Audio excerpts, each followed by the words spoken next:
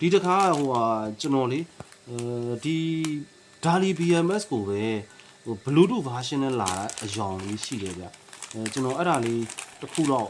စမ်းထားတာရောကျွန်တော်ကဒီ Lipo 4 100AH battery ပေါ့နော် 100AH battery ကိုကျွန်တော် ACD တွဲထားတယ်ကျွန်တော်အရက်ခေါ်တိုင်းဆို24 volt ဆင်ထားတာပေါ့နော်24 volt ဆင်ထားတယ်အဲ့ဒါကိုဒီ DALI 100AH BMS လေးသုံးထားတယ်ဗျတောင် 3kV inverter လို့ solar inverter လို့မျိုးနဲ့ကတော့ဒီလို Lipo 4နဲ့ပဲ24 volt Lipo 4နဲ့ပဲအဆင်ပြေတယ်လေအဲ့တော့ဒီ inverter 100A လေးကလည်းသူအနက်ရောင်လေးဗျဒီကောင်လေးကလည်းသူကအခုနားကပြောတဲ့ inverter တွေနဲ့တွဲလို့ရအောင်ampere 100A ပေါ့နော် 100A နဲ့ဟာလေးသုံးထားတယ်သူကထူးခြားသွားတာတော့ဘာရှိလဲဆိုတော့ပုံမှန်ကျွန်တော်တို့ဒါလီ 100A BMS site တွေပဲ site တွေကိုမှကျွန်တော်ကဗာလဲဆိုတော့site တွေကိုမှသူအယောင်အနက်ရောင်ပြောင်းထားတယ်နောက်ထပ်တစ်ခုကကြတော့သူက smart BMS လို့ခေါ်ထားတယ်ပေါ့ smart BMS လို့ခေါ်တယ်နောက်ထပ်ပိုပြီးကောင်းတာက 48သူက 4S လည်းရမယ် 8S လည်းရမယ်ကျွန်တော်တို့ဟိုတခြား BMS ပုံစံတွေနောက်ကိုလည်းလိုက်လာတဲ့ပုံစံပေါ့နော်အရင်တော့သူကဒါလီဆိုလို့ရှိရင်တစ်မျိုးတည်းပဲ4 to 4ဆိုရင်4 8ဆိုရင်8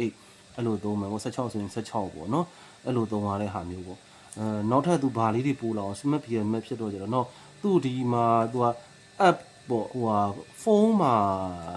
ထည့်မဲ့ app ကလေးကိုဒေါင်းဖို့အတွက်သူဟာဟို QR code ကလေးတော့ပေးတာဒါပေမဲ့ကျွန်တော်တို့ပုံမှန် store တွေဘာတွေမှာကောက်ရှာလိုက်လဲဒါလီ BMS ဆိုရင်ကောက်တင်လိုက်လို့ရပါတယ်နောက်ထပ်ကသူကဒါ Bluetooth hardware ID လေးပေါ့ Bluetooth hardware ID လေးသူထည့်ပေးထားတယ်အဲ့ဒါလေးကကျွန်တော်တို့ Bluetooth ဖွင့်ပေါ်လာမှာပေါ့နော်နောက်ထပ်တစ်ခုဒါလေးတွေကတော့ရှင်းမှာပေါ့ဒါကတော့သူက sensor ကြိုးလေးတွေ temperature sensor NTC လေးတွေဒါ UF အတွက်ဟိုဟာပေါ့ကွန်ပျူတာနဲ့ synchronize ချိတ်တဲ့ဟာမျိုးတွေပါလေကြာရင်အသုံးပြုတာပေါ့နောက်ဒီမှာ digital I/O တွေကကြတော့ကျွန်တော်တို့ dine ခွက်တွေပါလေးနဲ့တွဲတဲ့အခါကြာရင်အသုံးပြုဖို့ slot ကလေးတွေပေါ့ကျိုးထဲမှာဆိုရင်တော့သူကကျိုးကကြတော့ဘာတွေပေးထားတော့ဆိုတော့ကျွန်တော်တို့ဟိုဟာပေါ့ဒီကောင်က UART အတွက်ပေးတာပြင်တယ် sorry digital I/O အတွက်ပေါ့နော် digital I/O အတွက်ဆိုတော့ UART အတွက်ကကျိုးကတော့မပါဘူးဒါ digital I/O အတွက် digital I/O အတွက်ကကိုယ့်အကိုဒိုင်ခွန်းနဲ့ချိန်ဒါလီသူက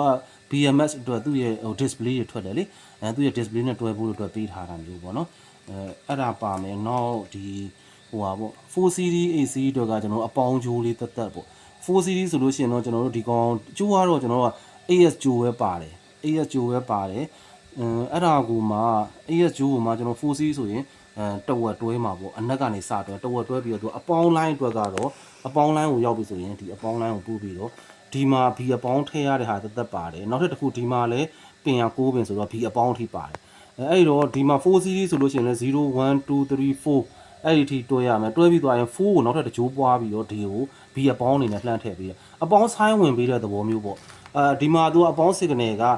14ဖို့မှာရပြီဆိုလို့ရှိရင်သူက12ဖို့အိုးမှန်ဒီဟိုဟာကBMS ကတန်းတည်မယ်ပေါ့နော်အဲ့ဒီလိုပဲတော့ဟိုဟာကျွန်တော်တို့ B8 ပေါ့ဟိုဟာ8ကြ0ကနေ8ကြမှပဲအပေါင်းထည့်တယ်နောက်တစ်ခုဒီမှာရှိတဲ့အပေါင်းကျိုးထပ်ပွားပြီးတော့ဒီကိုလှမ်းပို့တယ်ဆိုသူက AS BM AS တွဲထားတယ်ဆိုတာကိုသူကသိတာပေါ့နော် BMS ကသိတာပေါ့Bluetooth ကတော့သူကဘေးရင်ပါပြီးသားပေါ့အဲ့တော့ကျွန်တော်တို့ကပုံမှန်တိုင်းကတော့ကိုယ့်အကူအိမ်တွင်းမဲ့ပါညာပဲကြည့်ဖုန်းနဲ့ကောက်ကြည့်လိုက်ရင်တော့ပို့ပြီးအဆင်ပြေတဲ့အလားလာရှိမယ်နောက်ထပ်အားသာတာ 4S AS ရတယ်နောက် MOS တွေကတော့ပုံမှန်တိုင်းအကောင့်ကိုအရင်ဒါလီအတိုင်းပဲသူသုံးထားတယ်လို့ပြောတယ်ဗျာ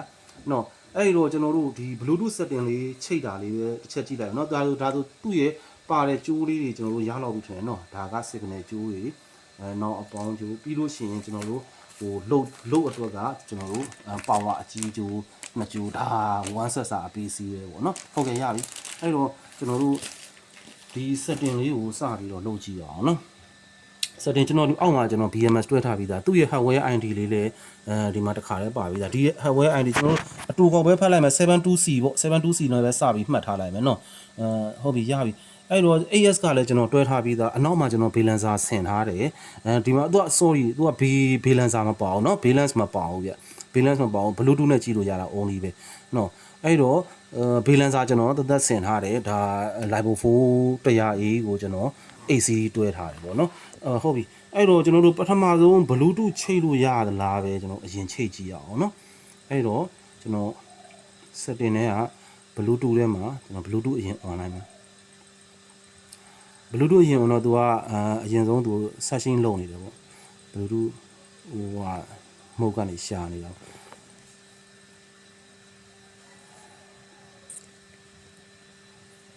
ဒီမှာ 72C1 ဒီမှာသွားပြီးတော့ pair လုပ်လို့မရဘူးဗျသူ့ကို pair လုပ်လို့ရှိရင်သူ application ထဲမှာဝင်ချိတ်ပါလို့ပဲသူကပြောတယ်နော် application ထဲမှာဝင်ချိတ်ပါလို့ပြောတယ်ကျွန်တော်သူ့ကို pair မလုပ်ဘူးဒီ Bluetooth ပေါ်ပြီဆိုတာကိုပဲကျွန်တော်တို့သိရရုံပဲရှိတယ်ပေါ့နော်ဟုတ်ပြီအဲ့တော့ကျွန်တော်တို့ home ပြန်ထွက်လိုက်တယ်ထွက်ပြီးသွားရင်ကျွန်တော်တို့ဒီမှာ DALI BMS ဆိုတာတင်ထားတာရှိတယ်လွယ်လွယ်ကူရှာလို့ရပါတယ်နော်သူ့ QR code ကိုဖတ်ပြီးရှာလဲရတယ်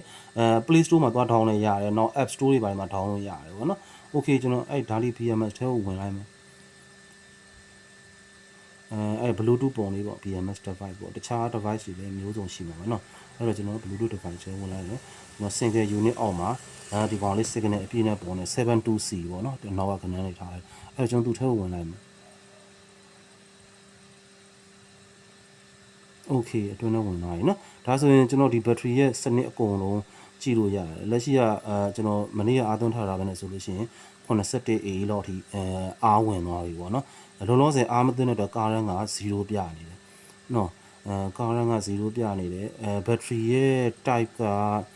battery ရဲ့ type က Lipo 4ဗျာvolt တွေ different ကတော့ကျွန်တော်ဟိုဟာလေးထည့်ထားတော့0နောက်ကဒသမ3နေရာလောက်ပဲနည်းနည်းအတိမ်ဆောင်ရှိမယ်ပေါ့နော်နောက် circuit ကောင်းကတော့မသုံးရသေးဘူးဗျာနော်okay အဲ့တော့ဒါရဲ့တခြား control လေးတွေတော့မျိုးစုံရှိလိမ့်မယ် control မှာဒီကောင်လေးကတော့သူ rated capacity ကတော့100A ချိန်ပေးဖို့လိုတယ်ဗောဒါကျွန်တော် 100A သုံးရင် 100A ပေါ့200သုံးရင်200ပေါ့နော်အဲ့ဒါလေးရှင်တချို့ battery type ချိန်ရတာမျိုးရှိမယ်ဗျအဲ့ဒါလောက်ပါပဲတခြားတော့ဝင်တော့မကလီးဖြစ်သေးဘူးပေါ့နော်နောက် setting ဝင်မယ် setting ဝင်လဲ password ကကိုယ့်အကို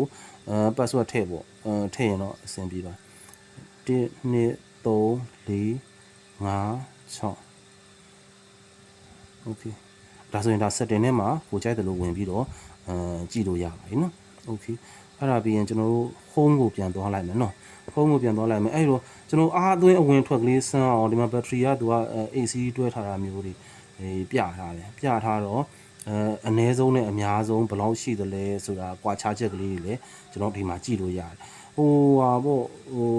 တကယ်တမ်းကြည့်ရင်သူ့ interfacing ကဟိုလိုမျိုး JK လိုဟာမျိုးကြတော့ကျွန်တော်သုံးနေကြနေပြီဗောနော်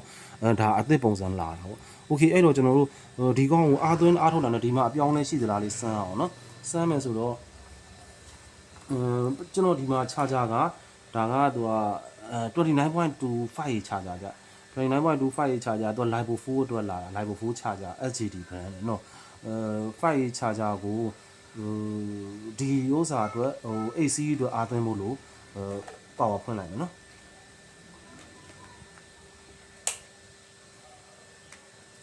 Okay အဲ့ဒီတော့သူ့ရဲ့ကျွန်တော်တို့ဘိုးထောက်ကြည့်အောင်29.1 ပေါ့နော်29.1ထွက်တယ်29.2တော့မထွက်ဘူးပေါ့ဟုတ်ပြီအဲ့ဒါဆိုကျွန်တော်ဒီမှာ Bluetooth မှာပြောင်းလေးအားသွင်းကြည့်အောင်နော် Okay အားသွင်းပြီဆိုတော့သူက ampere တက်လာတယ်သူက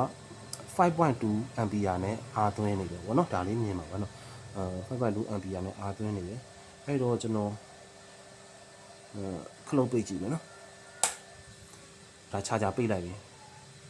charger ပိတ်ရင် Bluetooth ကသူက0 ampere ပြတယ်နော်အဲ့ဒါဆိုလို့ရှိရင်ကျွန်တော်သုံးတာတွေအဝင်တွေအထွက်တွေအတွက်လည်းကျွန်တော်တို့ကြည့်လို့ရမှာပါနော် Okay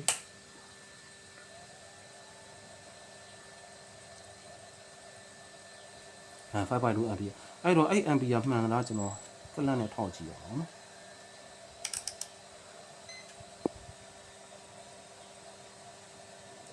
0ထား5.17 5.18မှန်ပါတယ်နော်အဲ့ဆိုရပါပြီနော်ကျေးဇူးပါ